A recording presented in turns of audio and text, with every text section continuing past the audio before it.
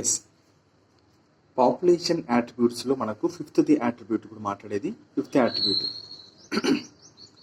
Population size are population density రెండు ఒకటే. Population size more technically called the population density designated as capital N. Population density is the number of individuals per unit area. Per unit area అంటే on land అయినా కావచ్చు, on unit value అయినా కావచ్చు, in water. Next population density గురించి మాట్లాడితే population density need not necessarily be measured in numbers only. Population density need not necessarily అవసరం లేదు, measured in numbers only. ఒక సంఖ్య, ఒక అంకెల రూపంలో మాత్రమే పాపులేషన్ డెన్సిటీ అనేది కొలచబడదు. నీడ్ నాట్ నెససరీలీ మెజర్డ్ అంటే కొలసాల్సిన అవసరం లేదని చెప్తున్నాడు. జనరల్గా the most appropriate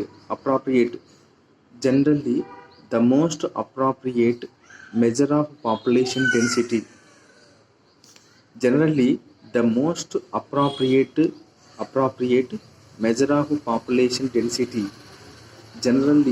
most appropriate measure of population density is ఏ విధంగా తెలుస్తారు? The total number. గుర్తుపెట్టుకోండి, టోటల్ నెంబర్ మీద. జనరల్గా మోస్ట్ అప్రాప్రియేట్ మెజర్ ఏంటంట పాపులేషన్ డెన్సిటీ కొలనీకి అంటే టోటల్ నెంబర్ మీద. But in some cases it is either meaningless or difficulty to determine. కొన్ని కేసుల్లో పాపులేషన్ డెన్సిటీని జనరల్గా మనము టోటల్ పాపులేషన్ లెవెల్లో కొలిసినప్పటికి కూడా కొన్ని కేసెస్లో అది అర్థరహితం మరియు డిఫికల్ట్ టు డిటర్మైన్. అంటే పాపులేషన్ డెన్సిటీని ఖచ్చితంగా నంబర్లో కొలవాలా అనేది మనకు కుదరదు. కాబట్టి ఇది అర్థం లేని తత్వము మరియు అది చాలా కష్టతరం అని చెప్తున్నారు. అది ఫర్ ఎగ్జాంపుల్ గుర్తుపెట్టుకోండి చెప్తున్నాడు. Imagine there are 200 parthenium plants. ఒక చోట 200 పార్థీనియం ప్లాంట్స్ ఉన్నాయి. And only a single huge banyan tree ఉంది. Imagine there are 200 parthenium plants and only a single huge banyan tree covering a large part in a particular area. Okay, 200 parthenium plants ఉన్నాయి, ఒక పెద్ద మర్రి చెట్టు ఉంది, అది ఎక్కువ స్థలాన్ని ఆ పర్టికులర్ ఏరియాలో ఎక్కువ స్థలాన్ని ఆక్రమించింది.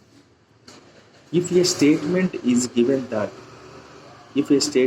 గివెన్ దట్ ఏమని the population density of banyan is low, the population density of banyan tree is low relative to that of Parthenium. It amounts to underestimating the enormous role of the banyan tree in that community. మనం అలా చేస్తే ఇప్పుడు ఒకటి మర్రి చెట్టు ఉంది, 200 parthenium plants అని అనుకొని మనకు ఒకటే ఉంది కదా అని చెప్పేసి అది ఇది పాపులేషన్ డెన్సిటీ అంటే ఇది బనియన్ ట్రీ యొక్క పాపులేషన్ సైజు కానీ తక్కువ ఉంది పార్థీనియం మొక్కలతో పోల్చుకుంటే అని మీరు చెప్పినారనుకో, ఇది ఏమైనట్టయితుంది? ఇది దేనికి దారితీస్తుందంట అంటే మనము ఆ మర్రి చెట్టు యొక్క ప్రాముఖ్యతను అండర్ ఎస్టిమేట్ చేసిన విధంగా అయిపోతుందని చెప్తున్నారు. అది కూడా ఇంతటి కమ్యూనిటీలో. ఈ కమ్యూనిటీ ఈ రెండు కలిసిన దాన్ని ఏమంటే కమ్యూనిటీ అంటారు, అంతే కదా. ఒక ప్లేస్ రెండు కలిసినాయి కాబట్టి అది కమ్యూనిటీ వస్తుంది. నెక్స్ట్, ఇన్ సచ్ కేసెస్, ఇటువంటి కేసెస్లో the percentage cover or biomass is more meaningful. ఇది వెరీ ఇంపార్టెంట్ చూడండి. The percentage cover biomass is more meaningful అంటే ఏంది? మనము చెట్ల యొక్క బయోమాస్ అంటే ఏంది? మనం ఫారెస్ట్లో చూస్తుంటాం, అడవులు బయోమాస్ ఎంత ఉందో దాన్ని బట్టి దాని డెన్సిటీని లెక్క వేస్తుంటారు. సో మర్రి చెట్టుకి బయోమాస్ ఎక్కువ, పార్థీనియం ప్లాంట్స్కి బయోమాస్ తక్కువ అని అందరికీ తెలుసు. చిన్న మొక్కలు మనం పైనుంచి హెలికాప్టర్ జోన్ లెవెల్లో చూస్తే ఇది ఏముంటుంది, ఎక్కడుంది పర్సంటేజ్ కవర్ అనేది ఇవే ఎక్కువ దీంతో పోల్చుకుంటే, ఏది పార్థీనియం ప్లాంట్స్తో పోల్చుకుంటే. సో ఇది కరెక్ట్ పద్ధతి అని చెప్తున్నాడు. ఇటువంటి పరిస్థితులు వచ్చినప్పుడు in such cases the percentage cover on biomass is more meaningful measure of the population size. Population సైజును కొలవడానికి ఇటువంటి పరిస్థితుల్లో మనం ఎంచుకోవాల్సిన మార్గం ఏదంటే ఏది బయోమాస్ లేకుంటే పర్సంటేజ్ కవరు లేకుంటే బయోమాస్ ఇంపార్టెంట్ చెప్తాడు. The total number is again not an easy adaptable measure if the population is huge. ఇది మళ్ళీ గుర్తుపెట్టుకోవాలా.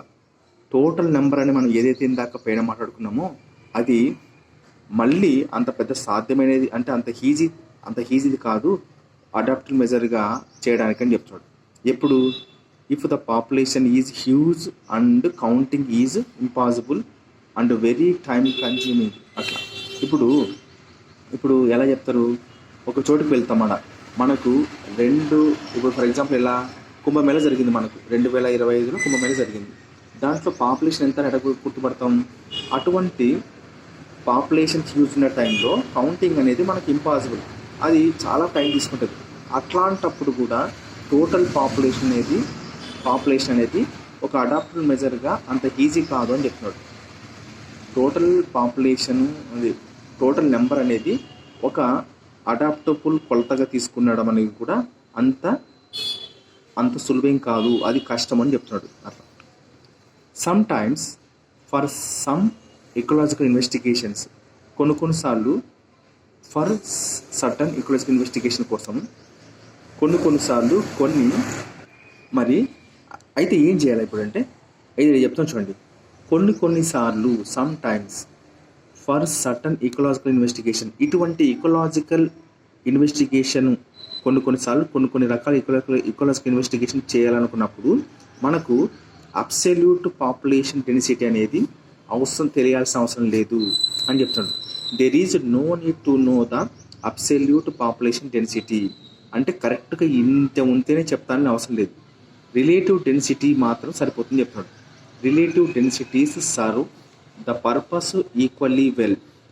సో అబ్సల్యూట్ డెన్సిటీని మనకు తెలియాల్సిన అవసరం లేదు. రిలేటివ్ డెన్సిటీ ఉంటే అదే ఎలా పనిచేస్తుంట, serve the purpose equally well అనేది పనిచేస్తుంది. ఫర్ ఎగ్జాంపుల్ చూడండి, మళ్ళీ ఇచ్చినాడు ఇక్కడ ఒక ఉదాహరణ చూడండి. ఇక్కడ ఉదాహరణ ఇచ్చినాడు, తర్వాత ఎక్కడో పైన ఇచ్చినాడు, ఇక్కడ ఉదాహరణ ఇచ్చినాడు. ఓకే, మీరు గుర్తుపెట్టుకోవాలి ఉదాహరణ. ఇక్కడ చూడండి, ఇక్కడ ఈ నంబర్స్ ఓన్లీ అన్నాడు, ఇక్కడ ఈక్వల్ టోటల్ నెంబర్ అన్నాడు. ఇది చాలా ఇంపార్టెంట్ మనం చెప్పే టాపిక్. ఇప్పుడు చూద్దాం దీనికి. Counting the number of fishes caught per trap is good enough to measure its total population density in the lake. ఒక సరస్సు లోపల మనకు చేపలు ఎన్నో ఎవడు కూడా దాన్ని కౌంట్ చేయలేడు. కానీ జాల వేసిన ప్రతిసారి చేపలు ఎన్ని వస్తున్నాయి అనుకో, 10 వచ్చినాయి అనుకో. ఇప్పుడు 10 సార్లు ఒక్కసారి జాల వేస్తే 10 వచ్చినాయి, 2 సార్లు వేస్తే 10 వచ్చినాయి. అట్టా 5 సార్లు వేసినాయంటే 50 వచ్చినాయి. 50/5 వేస్తే అవుతాయి 10. అంటే అట్లా రిలేటివ్ డెన్సిటీ చేయొచ్చు.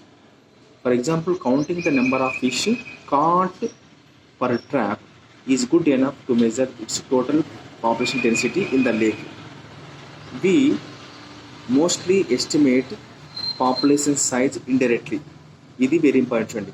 మనము ఎక్కువగా పాపులేషన్ని ఎస్టిమేట్ చేయాల సైజ్ని అనుకుంటే ఎక్కువ దేని ఉపయోగిస్తాం, ఇండైరెక్ట్గా పోతాం. వితౌట్ యాక్చువల్ కౌంటింగ్ దెమ్ లేకుంటే సీయింగ్ దెమ్. వాటిని కౌంట్ చేయాలంటే మన వల్ల అవుతుందా, కాదు, సంవత్సరాలు పడుతుంది. లేదా వాటిని చూసి ఏమైనా చేయగలుగుతామంటే చేయలేం. కాబట్టి వాటిని ఇండైరెక్ట్గా చేస్తాం. పాపులేషన్ సైజుని మనము ఎక్కువ శాతము మోస్ట్లీ ఎలా ఎస్టిమేట్ చేస్తామో ఇండైరెక్ట్గా. ఇట్లాగా అంటే ఒక వల వేసినప్పుడు 10 చేపలు వచ్చాయంటే 5 సార్లు వేసినప్పుడు 50 ఇచ్చినాయంటే అప్పుడు ఎన్ని ఉండొచ్చు అంటే ఇంచుమించుగా 5 అంటే ఇప్పుడు అని అట్లా క్యాల్కులేషన్ చేయొచ్చు. దాన్ని ఏమంటారు, రిలేటివ్ డెన్సిటీ అంటారు. Without actual counting them or seeing them. చూడండి, ఇక్కడ ఉంది మళ్ళీ ఇంకో point.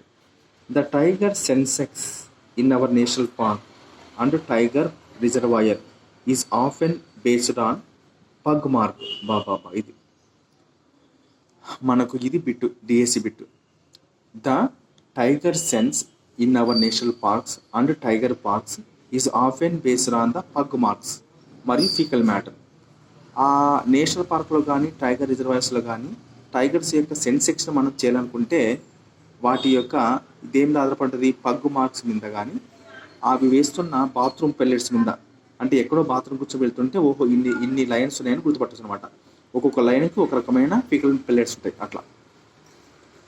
The size of population provides, population size మనల్ని ఇంకొకటి అందిస్తుంది, ఏది, a lot of information on the status of species in the habitat.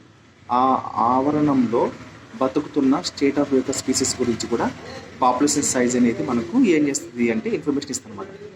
Okay, in the investigation of certain ecological processes in a population, change in the population size can be taken as an important parameter. Example ఏంటంటే మనకి ఇక్కడ the outcome of inter specific competition.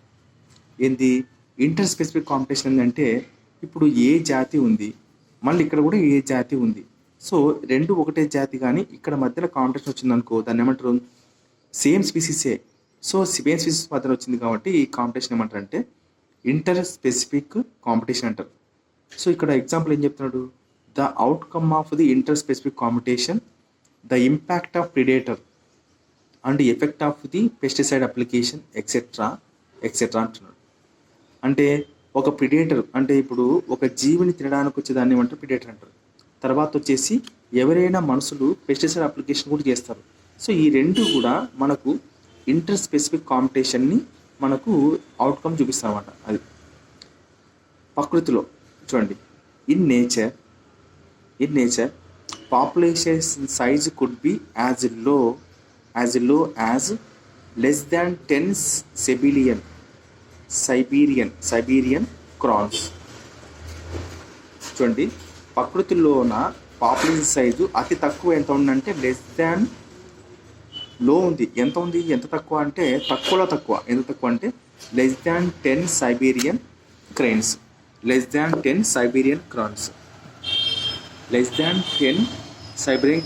At Bharatpur wetland of the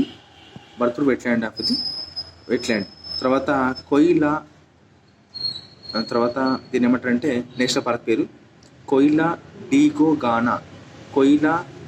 Gaana national park.